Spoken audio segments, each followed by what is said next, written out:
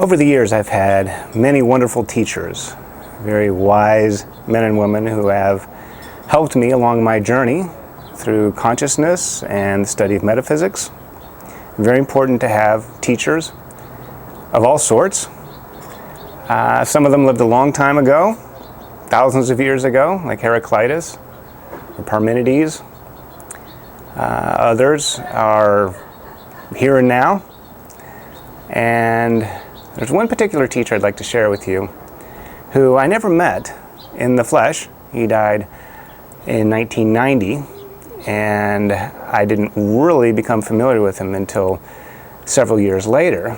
But I'd like to talk to you today about Manly Hall, a great teacher, probably the preeminent philosopher of the 20th century, at least in the West.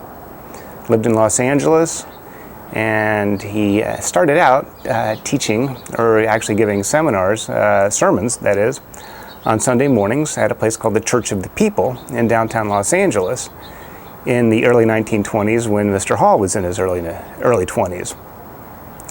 And he taught there and gave lectures and wrote books. A lot of his lectures were transcribed into lecture notes. He traveled around the world in the mid-20s, going to places like the British Museum, as well as spiritual places in Bangkok and in India.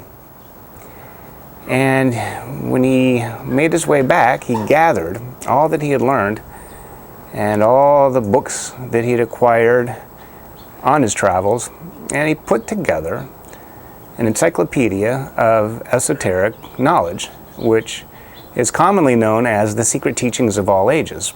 Very much his magnum opus, what he's probably best known for, although it happened very early in his career. The book was published and released in the late 1920s, 1928, 1929, when it finally came out.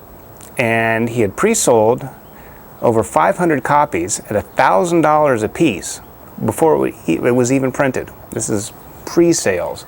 So this gives you some idea of how well known and how respected Mr. Hall was, even at this early stage in his relatively early age. It's a fantastic book. It is still a fantastic book. Gets referenced frequently in the works of Manly Hall, or just in general. It's one of those books that you kind of have to have. And it's very much an encyclopedia. It's not a book like a story you read, but you can look up just about anything and everything, from alchemy to esoteric Christianity to the Kabbalah to secret societies to even the spiritual significance of plants and animals, fish and reptiles and such. Very excellent book. Well, as we all know, in the late 1920s, the stock market crashed, and the 30s brought about the Depression, and no longer was Manly Hall able to sell $1,000 books with gilt edges and wooden slip covers and all these luxurious things. But it didn't stop him from giving lectures and putting out written material. And if you look at some of his pamphlets from the 1930s, they very much have that Art Deco look and look like they were hand printed in a basement somewhere for very little money. But he made sure that whether it was for an elite class that can afford a $1,000 book, which I don't know anybody who can even today, or if it was a 25-cent pamphlet that he made sure was available to even the people with the most modest means. It really says something about his career, and if you want to know his biography, you really have to take a look at his bibliography. Not a lot is written or known about Mr. Hall, but his book survived to this day. He wrote over 200 volumes. Some were transcripts from lectures. Others were complete books, and most of them are still in print today. And he lectured regularly from about 1920 till August of 1990. So in those 70 years, he gave anywhere, it's hard to tell, anywhere from 7,000 to 8,000 lectures.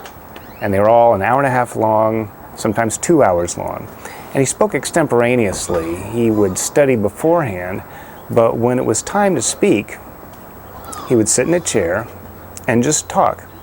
without notes. And it's incredible the breadth and the depth of knowledge that he had on so many different subjects in the area of philosophy, science, religion, metaphysics, and personal transformation. And if you follow his books and when they came out and what the subjects were, you get a sense of how he was growing and evolving through the 20th century. I know there was a lot of hope in the early part of the 20th century that with technology and with a lot of metaphysical knowledge, that we would be approaching this golden era of humanity. Of course, it turns out in the 20th century was filled with wars, 2 world wars, a Cold War, many other declared and undeclared wars, including nuclear explosions and kind of the worst of what technology can bring to humanity. But this didn't stop him at all from his goal of making sure that people today have available to them the greatest teachings from the greatest teachers, the sages and saints and seers of all ages, across all cultures, throughout time, regardless of what philosophy or theology they originated from.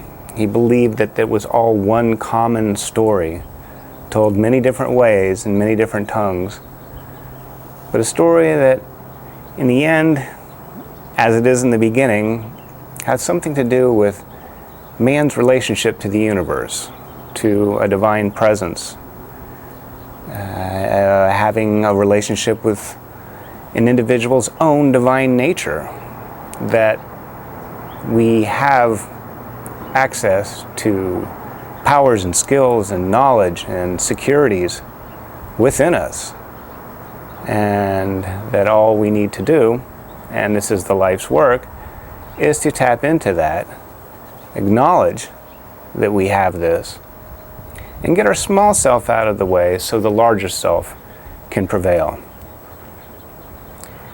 And you can tell after the 1950s, this is again after the Second World War and the atomic nightmare, in the late 50s, early 60s, he made a major shift from talking about esoteric disciplines, alchemy and Hermetic philosophy, Kabbalah, Gnosticism, secret societies, Freemasonry, and everything else.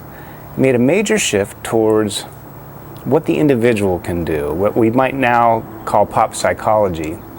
He was very interested in explaining to an everyday person how some of these obscure and sometimes very much misunderstood teachings and aspects of the ancient wisdom are not only important today, they are very relevant and useful and practical for modern man to use to improve the life of the individual and, by extension, the lives of each person's family, community, city, nation, and the entire planet and beyond. So, many people ask me, well, what did Manly Hall teach about? What was his philosophy? Well, he studied every philosophy. And he, like Joseph Campbell, believed in a monomyth, that is, there's an underlying story behind all stories, an underlying story behind all of our stories. Mr. Hall also believed that there is a hidden harmony, to quote Heraclitus, that there is a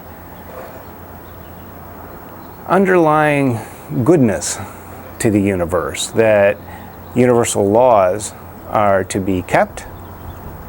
If they are broken, they will break you. If you keep the laws, they will keep you.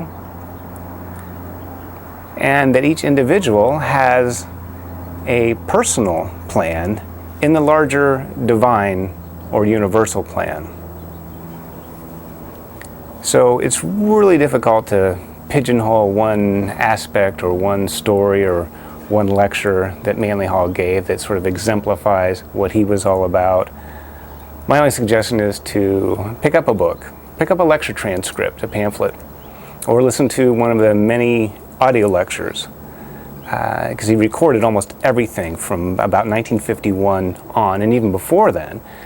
His lectures, before the age of portable tape recording, were all taken down in shorthand and then transcribed, typewritten, and mimeographed to get the words out. But to take a long and storied life and career and to try to boil it down into a few minutes and into a few words is very difficult, but in another way, maybe not so. He dedicated his building to the truth seekers of all times. There's a world-class wisdom library with many rare books that he had collected over his entire career, and they're still available today. If you live in Los Angeles or visit, you can go to the Philosophical Research Society, which he started in 1934. It's still active. You can still go to the library and study. You can listen to a lecture. You can buy one of his books and see where he spent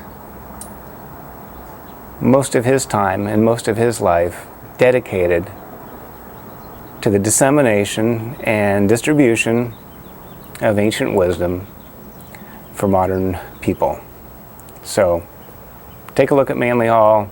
He's a great teacher, and I'm sure you'll come to know him and enjoy him through his works and through his words, and connect with the material, and not only just enjoy what he has to say, but to bring it in to your body and integrate it into your life, or to use a word that he was very fond of using, where the ancient wisdom becomes ensouled, that it becomes part of our soul today. So take a look at Manly Hall and let me know what you think. All right, bye.